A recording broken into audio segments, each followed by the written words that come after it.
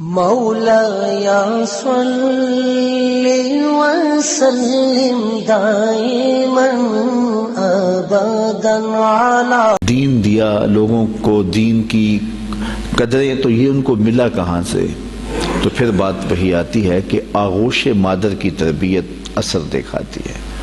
اگر انہوں نے 70 ہزار لوگوں کو دین کے لیے بلایا اور لوگ کھچے چلے آئے، اور پھر 4 ہزار لوگ ایک مجلس میں وہ واصل باللہ ہوتے چلے گئے، تو ہم اگر دیکھتے ہیں جب وہ گھر سے حصول علم کے لیے نکلتے ہیں تو ماں ان کی آستین میں 40 درہم سی دیتی ہے اور ساتھ یہ تاکید کرتی ہے کہ بیٹا تو نے جھوٹ نہیں بولنا ہے۔ اللہ اکبر۔ پھر راستے میں جب قافلہ لوٹا جاتا ہے تو ایک بچہ سمجھ کے کس کے پاس کیا رکھا ہوگا کوئی تلاشی بھی نہیں لیتا۔ گزرتے سرے راہ ہی ڈاکو پوچھ لیتا ہے آپ کے پاس بھی کچھ ہے؟ تو کہتے ہیں ہاں میرے پاس بھی 40 درہم ہے۔ تو وہ حیرت زدہ ہو کے رک جاتا ہے کہ بھلا چوروں اور ڈاکوؤں کو بھی پیسے بتائے جاتے ہیں؟ تو وہ تلاشی لیتا تو آستین میں سیے ہوئے 40 درہم دستیاب ہوتے ہیں، تو اپنے آقا کے پاس لے جاتا ہے کہ یہ بچہ ہے، ہم صرف نظر کر کے گزر رہے تھے، بس چلتے چلتے پوچھ لیا کہ تمہارے پاس بھی کچھ ہے؟ تو اس نے کہا کہ 40 درہم ہے، تو تلاشی لی تو واقعی 40 درہم، یہ کوئی انوکھا سا بچہ ہے۔ تو وہ ڈاکوؤں کا سردار پوچھتا ہے کہ ڈاکوؤں سے تو پیسے چھپائے جاتے ہیں اور تم نے بتا دیا، کہا میری ماں نے کہا تھا جھوٹ نہیں بولنا، یہ میری ماں کی نصیحت تھی اور میں اس نصیحت پہ کھڑا ہوں۔ اللہ اکبر۔ اس کی آنکھوں سے آنسو جاری ہو گئے کہ یہ ایک بچہ ہو کہ ماں سے کیا گیا عہد توڑتا نہیں ہے، اور ہم اللہ سے کیے ہوئے وعدے توڑ رہے ہیں اور پامال کر رہے ہیں۔ تو کہا کہ آپ ہاتھ بڑھائیے، ہم آپ کے ہاتھ پہ ہی توبہ کرنا چاہتے ہیں۔ آپ فرماتے ہیں سب سے پہلے لوگ جو میرے ہاتھ پہ تائب ہوئے وہ ڈاکو تھے۔ اب مجھے بتائیے، یہ حصول علم کا بھی راستہ ہے، ابھی عالم بننے جا رہے ہیں، اس کے بعد تصوف کی کٹھن وادیوں میں قدم رکھیں گے، چلا کشی کریں گے، مجاہدے کریں گے، اور اس کے بعد وہ مقامات رفیع نصیب ہوں گی، لیکن ابھی بچپن میں جا رہے ہیں تو یہ عالم ہے، اور جب علم حاصل کر کے واپس آ رہے ہوں گے تو پھر عالم کیا ہوگا۔ اللہ اکبر۔ حضرت عبداللہ صومعی، وہ ایک بہت بڑا نام ہے، نہر کنارے وضو کر رہے تھے، اور وضو کرتے کرتے پانی میں بہتا ہوا ایک سیب آیا، اس کو اٹھا کر کے بھوک کی شدت تھی، کھا لیا، کھا چکے تو یاد آیا یہ تو میرا تھا ہی نہیں، یہ تو مال لقطہ تھا، تو میں نے اس کو کھا لیا۔ کیوں کھایا؟ مجھے کس نے حق دیا تھا کہ وہ مال لقطہ لے لوں اور اس کو اپنے پیٹ کا لقمہ بناؤں؟ خیر، جس سمت سے پانی آ رہا تھا اسی سمت پہ چل پڑے۔ بہت دور جا کے دیکھا کہ ایک باغ ہے سیبوں کا جس کی شاخیں لٹک رہی ہیں پانی میں، سمجھ گئے کہ یہاں سے ٹوٹا ہوگا، گرا ہوگا، تو باغ کے مالک کے پاس گئے، آپ سے ملنا ہے پوچھ۔ اس نے بڑا اعزاز دیا، کہا جی بتائیے۔ اس نے کہا کہ بتائیے کس کام آئے ہو؟ اس نے کہا کوئی آیا ہے، اس کو کچھ چاہیے ہوگا۔ تو کہا حضرت آپ کے باغ کا ایک سیب میں نے کھایا ہے، اور وہ ایسے وضو کر رہا تھا تو بس غلطی سے میں نے کھا لیا ہے، تو اب اس کا کیا ہرجانہ ہے میرے ذمہ؟ اس نے غور سے دیکھا کہ یہ کوئی معمولی بات ہے جو کر رہے ہیں۔ اس نے کہا، اس کے تیور بدل کے، پہلے تو مہمان نوازیاں تھی، کہا نہیں ایسے نہیں معافی ملے گی۔ کہا کیسے معافی ملے گی؟ کہا 12 سال میرے باغ کی گوڈی کرنی پڑے گی۔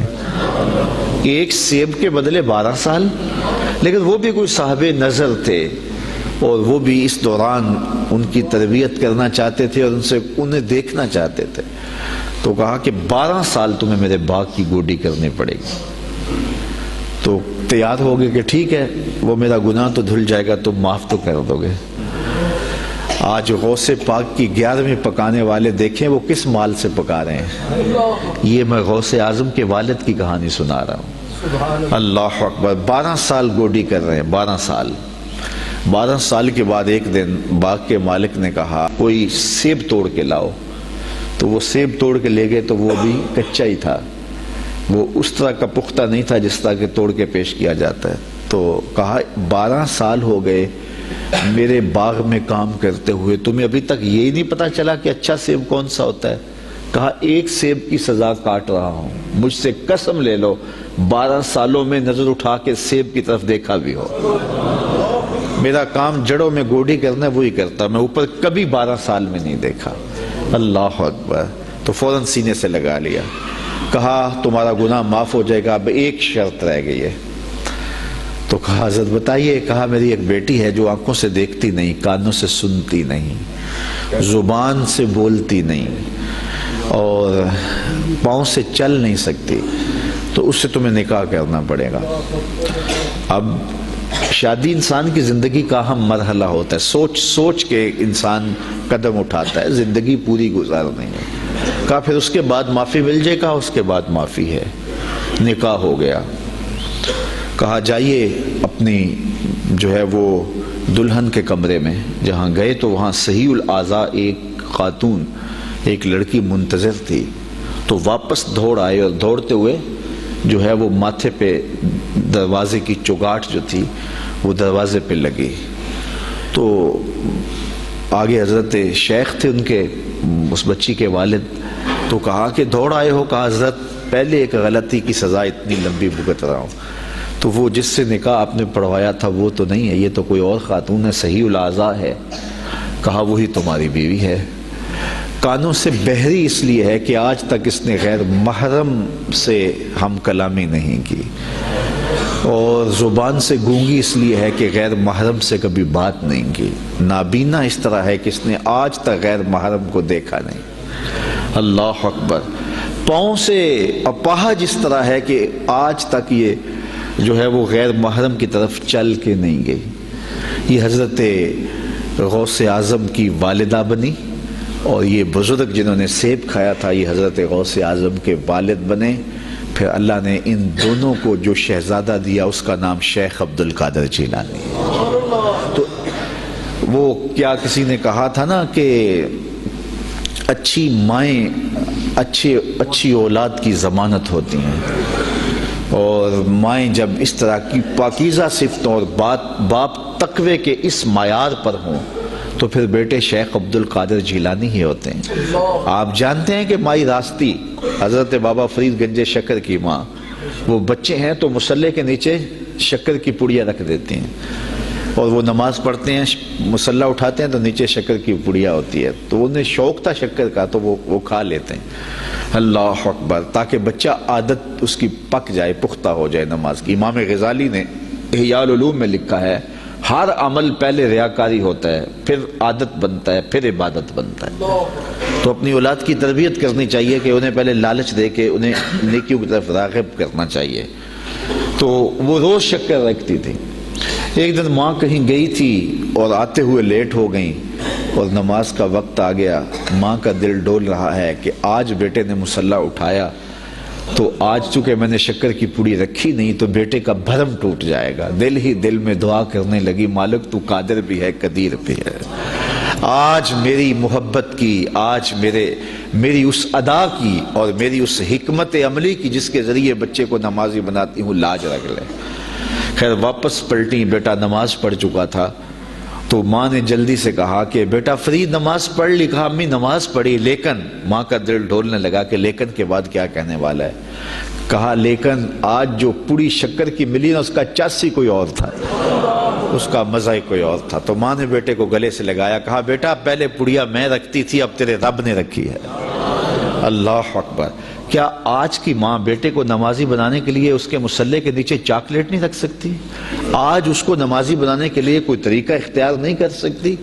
آج اگر ماں اپنی اولاد کی تربیت کے لیے کوئی اس دور کی مطابقت میں اچھا فیصلہ کرے اور اس کو دین کی طرف راغب کرے تو آج کا بیٹا بھی بایزید بستامی کا جانشین بن سکتا ہے، آج کا بیٹا بھی غوث اعظم شیخ عبد القادر جیلانی کا جانشین بن سکتا ہے، بابا فرید گنج شکر کا جانشین بن سکتا ہے۔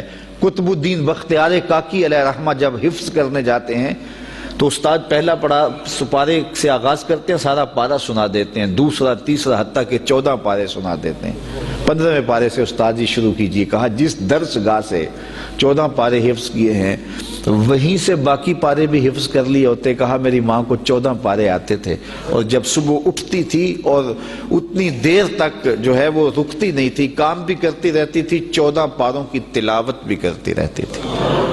اور یہ بات میں نے ماں کی آغوش سے یہ پارے سیکھ لیے ہیں. جب ماں ایسی ہو تو بیٹے قطب الدین بختیار کاکی بنتے ہیں. اقبال کہتا ہے تو نہ شناسی کہ تو نہ دانی کہ سوزے کراتے تو دیگر گوں کر تقدیر عمر را. اے میری بہن تو نہیں جانتی, اگر تو بہن ہو کے قرآن پڑھے تو عمر کی تقدیر بدلتی ہے, اور اگر تو ماں ہو کے قرآن پڑھے تو بیٹا نیزے کی نوک پہ قرآن سناتا ہے. تو ماؤں کو خاص طور پہ اپنی اولاد کی تربیت کے اندر کوشاں ہو جانا چاہیے. یہی حضرت غوث اعظم رضی اللہ تعالیٰ عنہ کی تعلیمات ہمیں بتاتی ہیں. وآخر دعوانا